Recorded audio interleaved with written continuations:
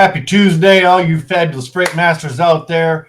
It has been a minute since we talked about freight broker sales, right? And I was kind of reminded of this just here within the last 24 hours. And so wanted to talk to you about the top 10 freight broker sales tips. And these are not just my own, it's a consistent top 10 by those who have become masters in freight broker sales. Okay. So we're going to go ahead and just kind of kick this off. Again, if you guys need any tips, tools, resources, I've got everything in the description down below for you. If there's something there that you're not looking for, by all means, reach out to me. I keep my email pretty well monitored throughout the day. In fact, let me just pop that up for you real quick. freightmasterresources@gmail.com. Okay. All right. And so number one on the top 10 list is focus on sales training. All right. There are some brokerages that train their salespeople really well, right? And that comes across. You're a bit more polished. You come across as a bit more professional. But if you're just calling and you can tell that you're just trying to get lucky, hoping to get some freight from your prospect, it sets you apart and not really in a positive way. Okay. The one thing I always try to, and I've said this in previous videos, is go into things with the confidence of a 2-year-old, right? But practice. And whether that be a script, which I'm not necessarily always fond of because you get so focused, at least in my humble opinion, you end up getting so focused on your sales script that anytime you come across an objection from your prospect, you're not really prepared to combat that objection, right? Now, for those of you who got started in this industry, like so many do, and like myself many years ago, and I'm not going to date myself or anything, but I took a course. There was nothing there on sales, and I started calling. And if I was those prospects early on, I wouldn't have bought a pack of gum from me, right? I was that bad. Right. This took years of development, and honing, my sales skills, right, to get to where I'm at. In fact, I've got people that we do some live cold calling with from time to time, which if you need some help with that, by all means, email me and we can try to, set aside some time to do some live cold calling together. That being said, I've got even some friends in the industry who, for whatever reason, kind of lost their touch, whatever. But it's and not to toot my own horn or anything, but it's sort of like, I'll say, okay, well, do you already have a list of prospects, that you would like me to call on and, on your behalf? Usually that's how we go out. If you don't have a niche, you don't have a list, you don't have anything prepared, then we can go ahead and do that with you. But when I go through a call and I get a yes, or I get a follow-up, right? They schedule a follow-up, and then we schedule that time back together and go through that. And usually it's amazing the number of times I get, how did you do that? How did you, what? And so, but it's all things that you can kind of take away and adapt to your own sales. All right. I think that's enough on that. Number 2 is smile and dial, right? You got to make those calls. First thing you absolutely have to do is you got to pick up the phone. You have to start making those phone calls, right? And this goes for you carriers as well. If you're out there working to build your own book of business without brokers, this also applies to you. All right. There's a lot of ways to structure your sales style, right? What I do might not necessarily work for you, but there's some, again, these consistent things that will help you as you develop your own.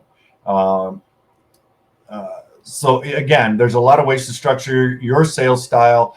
And one of those being, you should be activity based, right? You should tend to be hammering on that phone, right? And that doesn't mean that you necessarily need to be pestering a particular shipper. It doesn't mean you have to call that person 10 times a day. It means you have to have a large enough capacity of prospects in order to be successful, right? And this all goes kind of hand in hand with, networking, utilizing, all of your resources like LinkedIn, all of your social media, everything, right? Whether it's, you're buying a list, building your own list. For those of you that have been on the channel long enough, I've even gone into grocery stores, Home Depot, places like that, and taken my phone with me and, turned the label around and took a picture of the name of that company, their address, and then, did the research on them, if there was any recent news on them, for instance, who the contact person was, all of these kinds of things, right? What kind of equipment type do they need, which typically the type of freight that, the product that they're manufacturing or distributing, well, normally it's kind of a no-brainer, but, not always. Number 3, take on that tough freight, right? One of the things that I did, especially early on, was, prospects weren't necessarily going to just hand me freight on a silver platter and go, hey, these are our 5 busiest lanes or something. Jump in there and just take it over, right? So what you can do, and many do, right? I've done it, others have done it, is, during your sales call, ask them for their most difficult lanes. Find out what their pain points are, right? Take on the stuff that nobody else wants to deal with, right? And turn those lemons into lemonade, and that's inevitably how we grow. Because I'm here to tell you, 9 times out of 10, you get that done for them, that's when they start handing you kind of that primo freight after a while, right? You've proven yourself that you can take on that tough freight, right? And so they're more apt to give you that easier stuff, that higher paying freight maybe, right? And as shippers, I'm still on number 3. Oh, I meant to jump on number 4. Sorry, I lost track what number I was on. And that is, number 4 is work hard and serve well, right? Anyone can do it, and anyone can be successful if they do it the right way, right? You've got to be really willing to work really, really hard. And I mean, like, really hard. All right. At least the first couple of years, and even there's times even now, things get so busy, you're putting in 16, 17, 18-hour days, sometimes, it gets that bad. I can hardly get up to go grab a cup of coffee, constantly on the phone, but don't get to the point where you're not stepping away for 5 or 10 minutes, right? Because you'll get burned out really, really fast, especially in your first couple of years when you're putting in that kind of time. I tried to do it, right? And I was a walking zombie. I'm here to tell you, I really was. But you kind of like how that old saying is, you can't cheat the grind, right? You got to get that freight moved, get the customers, build your network of carriers. It's a lot, you just got to find a way to get in with some customers and service them really well, right? And along with that, servicing your carriers really well, because the better your carrier network, right? And I don't want to miss out on this part of it, because I do find that my carrier relationships are as important to me, at least in my humble opinion personally, as they are, if not more so, than my customer relationships, right? They really truly are. And I talk about that three-way happy marriage, or a thruple, I guess is what maybe you might want to refer it to as. I try to keep my customer happy, my carriers happy, which are in my mind also my customer, right? I'm their customer, but they're also mine. Try to make everybody happy. There's going to be times where you can't, your fault, their fault, nobody's fault. Something happens, and sometimes you just, no matter what you do, you can't make everybody happy. But just it behooves you to build that network and build those good relationships. All right, moving on. Number 5 is embrace competition. You're going, what? I love competition, right? Some company is getting a little bigger than we are, right? You don't like it. Why are we growing this fast? The industry's so big. If you're worried about the competition industry, you might as well not even be in it, right? Don't worry about what everybody else is doing. Do you, right? That's the one thing. I don't care what Joe Schmo or whoever is doing over here or what this company is doing. We're just going to focus on, our core beliefs, our networking, our service levels, trying to get as close to that 100% fill rate and keep everything moving forward the way that it should, right? So don't worry about what anybody else is doing. All right, that's number 5. Number 6, and excuse me for one moment, you've got to find and nurture your quality leads, right? Typically, people are either doing it wrong or they're not doing it enough, and oftentimes, if even at all, right? I can't tell you the number of times that I've talked to, especially new people in the industry, and 9 times out of 10, it's no fault of their own. Their training just did not go over this with them, right? Kind of like with me. And you were sort of lost. You didn't know where to start. You didn't know, where to really find prospects, let alone, how to call them or anything. And that can be tough, and a lot of times I talk to people and it's sort of like, what's your niche? Well, I don't really have one, just kind of doing the shotgun method, right? Sort of throwing a handful of corn and hoping something, or a handful of darts and hoping something sticks. But it really would behoove you to compile or obtain a current list, right, of shippers that you can go through. And you can, and sometimes they're jumbled, right? And they might not be entirely your niche, but you can typically go through those lists and pick out many prospects that do fit your niche, right? So, and that's another thing is I often recommend being an expert in your niche or niche, and then diversify, right? Diversify your book of business, because just like when the pandemic hit, 70%, I think it was, or 70-ish% of my book of business went right out the window, right, for a period of time.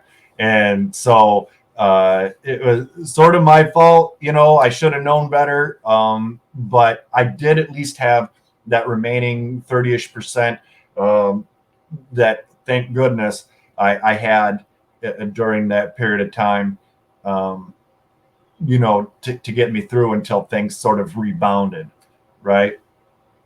So always be generating new leads. Again, that comes with networking, okay? Number 7 is build relationships with people you like, okay? That is sort of, it seems almost redundant to me, but it really is. Like, when you network, you're going to come across people that you like. You might share leads. Maybe somebody is in a specific type of a niche. They're not really familiar. Maybe you're working over dimensional freight or something, and they found a lead for over dimensional freight, but they work on refrigerated freight. They don't know how to move over-dimensional freight or something, or hazmat freight, and it's not something they want to deal with at the moment, they might pass it on to you, and likewise, you to them when you come across something. It's just sort of I've done it with people, but typically, it's better if you can work with people that you like. All right, that's about all I'm going to say on that. Number 8 is focus on your core strengths. Right, many companies fail because they attempt to excel at too many things at once. Right. I can confidently tell you, basically what I'm best at, or what we're best at. If you ask about something else, I'll be upfront about it. I'm not going to be, it's not in my wheelhouse, right? That doesn't mean, we won't consider it in the future. And I've had those calls, right, where I thought that I knew everything that I needed to know about a particular prospect. But during that sales call, I found out relatively quickly that I probably wasn't going to be a good fit. That was not my core area, right? It was not one of my strengths. I had a huge learning curve going into it. And, even though the call itself initially was going very, very well, I basically said, hey, this is not one of my strengths. I'm going to be honest with you. If you want to give me a shot at it, a couple of loads here and there or something, I'm not going to fake it till I make it. I'm going to, but, just FYI, if you're looking for that broker, I'm probably not it, and they really appreciated that. They really did. And, we inevitably ended up doing business later on down the road as I, became more educated about their type of freight and all the requirements, right? But at that point in time in my career, that was not one of my areas. And rather than destroy that relationship from the get-go, and possibly our company's reputation with that company, I was just very blunt and upfront about it. I knew a little bit, but again, huge learning curve. So don't go after chasing too many things. And that's, again, I guess that sort of brings me to the point of, that shotgun method, of just smiling and dialing anybody and everything is not always the best route to go. Okay. Number 9 is know your numbers, right? Know your stats. There's no hiding any of that in your business, right? You need to be able to come in and produce, every day. Maybe if you have a whiteboard or something, keep a record of some sort of a record of your progress and your failures, right? Because I learn more from my failures than I do from my successes, right? It's easy to lean on our successes, but when we recognize where we fail, right, and where we lack in our stats, you're better off, right? It helps us to become better salespeople, better brokers. Okay, I think for the most part, that's probably all I need to say on that. If you need me to elaborate, again, email me. And last but not least, number 10 is leveraging technology. Okay, we've talked about technology a lot here recently. And since I got into the industry, I guess initially I was kind of amazed at all the stuff that was kind of going on, but I very quickly realized that we were behind, right? And that was as a whole in our industry. But again, in recent years, we've kind of jumped leaps and bounds, and we've really kind of caught up with a lot of technology that's available out there. Some of it I'm not always a fan of, but there, especially in today's day and age in the industry, you really need to leverage at least some of that technology early on. And again, I know it can be difficult, especially if you're on a very strict budget, but anything you can do, or to access that, and it might mean a 30-day free trial, or a 30-day maybe a reduced period kind of a thing, right? Just like with some of the links that I provide, some of these companies provide me with discount links and things like this that I can pass on to you, because a big part of that is saving money, especially early on. And so if I can help you, right? So yeah, and sometimes that 30-day period might be, how do I put this? It might be just what you need, right? With that discount that you can afford, or that 30-day free trial, and you've just landed a customer, and that helps you do your job better. By the end of that 30 days, they might even be offering you more freight. They might be offering you better rates, things like this. And now that technology becomes more affordable, right? And so on and so on and so on, right? It's steps, at least in my opinion. Obviously there's a lot of technology flooding, our market. So don't just jump into the first shiny thing that you come across. Talk to people, ask opinions. We've got the Facebook group. If you want, maybe I could even start in the community section here on the channel, a list for people to start recommending different, under certain areas of technology, to start listing their recommendations.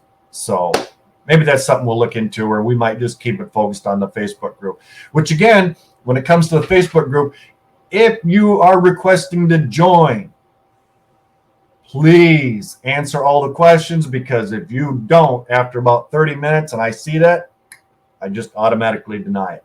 Because I used to send out reminders, but it's with the number of people that request to join the group, it gets to be overwhelming. I've got moderators that are supposed to, well, actually on that part, no.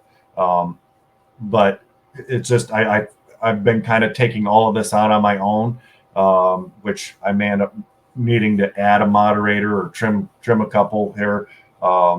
So that being said, I hope that this top 10 list was helpful. Again, if you need me to go more in depth on any of this for you, again, email me, freightmasterresources@gmail.com.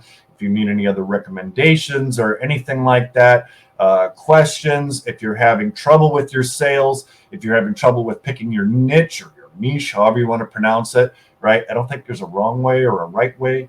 I've heard everybody say it different ways. If there is, by all means, let me know. You can roast me in the comments below. Yeah, let me know what you think. Again, I always look forward to reading everybody's comments. Like it, hate it, loved it, whatever. Anything you might want to add, again, that you can share. I think that's beneficial for everybody. So yeah. All right. Well, I guess with that, I will go ahead and end today's video. We'll see you all back here tomorrow. And as always, be kind to one another.